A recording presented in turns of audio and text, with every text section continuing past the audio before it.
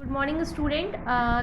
तो उसके पहले मैंने आपकी जो प्रीवियस क्लास ली थी उसमें मैंने रेंज फंक्शन बताया था और फॉर लूप का सिंटेक्स भी बताया था, ठीक है। जिसमें क्या रहता था, for I in range, for value in range, और रेंज की वैल्यू जो आप देना चाहते थे वो हो जाती थी। फॉर वैल्यू इन रेंज करके क्या होता था, ये फॉर लूप का सिंटेक्स रहता था, ठीक है।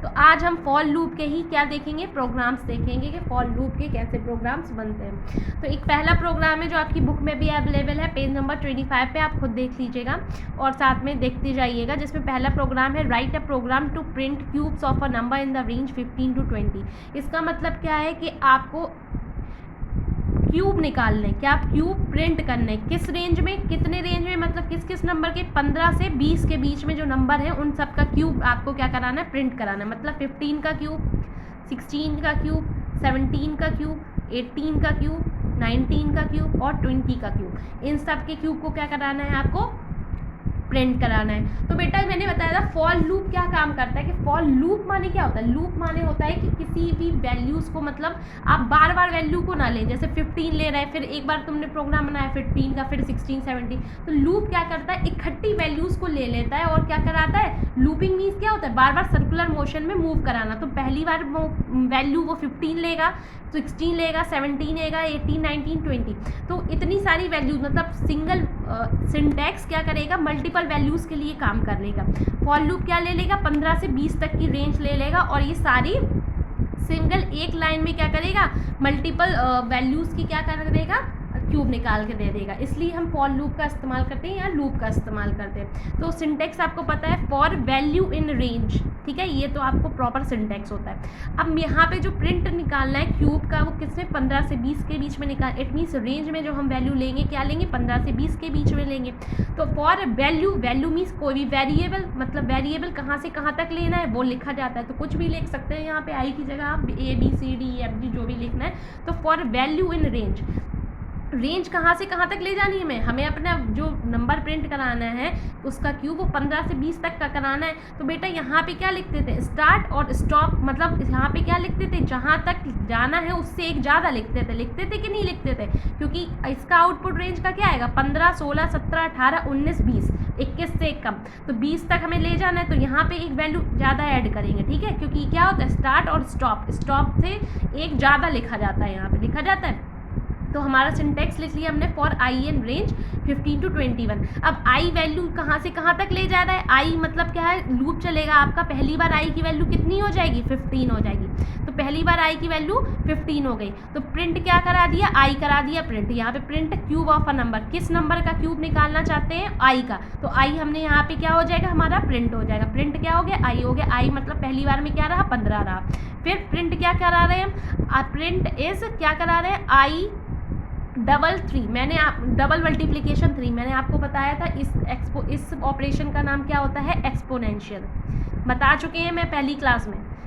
डबल मल्टीप्लिकेशन वाला एक्सपोनेंशियल, इट मीन्स इसका मतलब क्या हुआ, आई की पावर 3, आई की पावर 3 मतलब, तो पहली बार में आई की वैल्यू 15 है और हम प्रिंट क्या करा रहे हैं, 15 की पावर 3। तो प्रिंट क्या आ जाएगी, 15 की पावर 3 मतलब 3375, ठीक। पहली बार चला आई, अभी क्या प्रोग्राम खत्म हो गया, नहीं हुआ। आई की वैल्यू पहली बार में क्या होगी, 15, फिर अपडेट होकर कितनी हो गई होगी, 16। अब आई की वैल्यू क्या हो गई होगी, 16 हो गई होगी। फिर प्रिंट करा दी आई की वैल्यू 16 और फिर प्रिंट क्या हुआ, आई क्यूब 3, आई की पावर 3 मतलब अब 16 की पावर 3, तो कितना हो जाएगा आंसर, 4096 आउटपुट हो जाएगा। तो ये लूप चलता रहेगा। अब आई की वैल्यू कितनी हो गई होगी, 17 यहाँ प्रिंट हो गया, फिर प्रिंट क्या करा दिए, 17 की पावर 3 कितना हो गया होगा, 4913। ये चलता रहेगा, कब तक चलता रहेगा, जब तक 20 नहीं आ जाता। यहाँ पे 20 आ गया जैसे ही, तो 20 हो गया और प्रिंट क्या करा दिया, 20 की पावर 3 8000, क्योंकि अब बस हमारा प्रोग्राम खत्म हो जाएगा, लूप का जो कंट्रोल है वो बाहर आ जाएगा, क्योंकि कहाँ से कहाँ तक मूव करना था हमें, कहाँ से कहाँ तक निकालना था, 15 से 20 तक। आई की वैल्यू जो फॉर लूप है वो कहाँ से कहाँ तक चलेगा, यहाँ पे 15 से 20 तक। तो ये 3 लाइन का प्रोग्राम था मात्र, देखिए 3 लाइन का प्रोग्राम बहुत ही ईजी, और सारे क्यूब्स निकाल लिए। 3 लाइन के प्रोग्राम में हमने 15 से 20 तक क्यूब निकाल के दे दिया, ठीक है। समझ में आया स्टूडेंट। अब देखो नेक्स्ट और एक देख लो, मैं ज़्यादा एकदम से नहीं प्रेशर करूँगी, धीरे धीरे करते हुए चलेंगे। जब आपके ओपन हो जाएंगे स्कूल तो एकदम से स्पीड बढ़ाई जाएगी, इसलिए मैं कह रही हूँ छोटे छोटे जो टॉपिक्स हैं उन्हें समझ के चलो। अगर ये नहीं समझा तो फिर पूरी पाइथन चली जाएगी। ओके, तो अब देखो ये नेक्स्ट प्रोग्राम देखो, write a program to print square root of every alternate number. अब क्या, अभी आपने क्या निकाला था, क्यूब निकाला था किसी नंबर का, मैंने कहा स्क्वायर रूट निकाल के दिखाओ किसका, रेंज 1 से 10 के बीच में जो नंबर है उनका स्क्वायर रूट, मतलब √1, √2, √3, √4, √5, √6, √7, √8, √9, √10, इनका तुम्हें स्क्वायर रूट निकालना है। तो बेटा जब 1 से 10 का निकालना है तो रेंज कहाँ से जाएगी, कहाँ तक जाएगी, 1 से 11 तक जाएगी किस, या तो फिर ऐसे ले लो, इसमें स्क्वायर रूट है तो इन्होंने कैसे ले रखा है 1, 10, 2, तो 1, 2, 3, 4, 5, 6, 7, 8, 9, 10 इन्होंने क्या रखा है कि ऐसे कोई कंपलसरी नहीं है, आप डायरेक्टली रेंज ले लो। फॉर आई इन रेंज 1, 10, 2, 1, इसमें 2 का गैप क्यों किया है, अच्छा इन्होंने लिखा है to print square root of every alternate number. Alternate number मतलब एक के बाद एक पहले आप निकालना है √1 का रूट, फिर √2 को छोड़ दो, 2 का गैप चल रहा है ना, फिर √3, फिर √5, फिर √7, फिर √9, यहाँ तक निकाल लें, 10 से 1 कम चलेगा, ठीक है। तो अल्टरनेट मतलब एक को छोड़ के, तो 2 का गैप चल रहा है, कितने का चल रहा है, 2 का गैप चल रहा है, तो पहला निकलेगा 1 का, फिर 3 का, फिर 5 का, फिर 7 का, फिर 9 का, ऐसे निकलेंगे। तो रेंज हमने क्या ले ली, फॉर आई इन रेंज 1, 10, 2, मतलब अल्टरनेट नंबर, मतलब समझ रहे हैं ना, अल्टरनेट मतलब यहाँ पे 2 की गैपिंग चाहिए हमें नंबर में, पहले 1, फिर 3, फिर 5, फिर 7, फिर 9, ठीक है, ये निकाल लिया। अब आई की वैल्यू पहली बार में कितनी हो गई 1, ठीक, आई की वैल्यू कितनी हो गई, I in range 1, print the square root of a number. यहाँ पे ये square root of a number मतलब क्या, यहाँ पे क्या हम प्रिंट करा रहे हैं 1, यहाँ पे एक्सपोनेंशियल है, ये एक्सपोनेंशियल होता है ना, मैंने डबल मल्टीप्लिकेशन, तो इसको क्या लिख रहे हैं 1 की पावर 0.5, या लिख सकते हैं इसको 1/2, और इसको हम यही तो लिखते हैं √1, इसको √1 को ही तो वैसे रिप्रेजेंट करते हैं मैथ्स में, आपने सबने पढ़ा होगा, ये 1 की पावर 1/2 मतलब √1।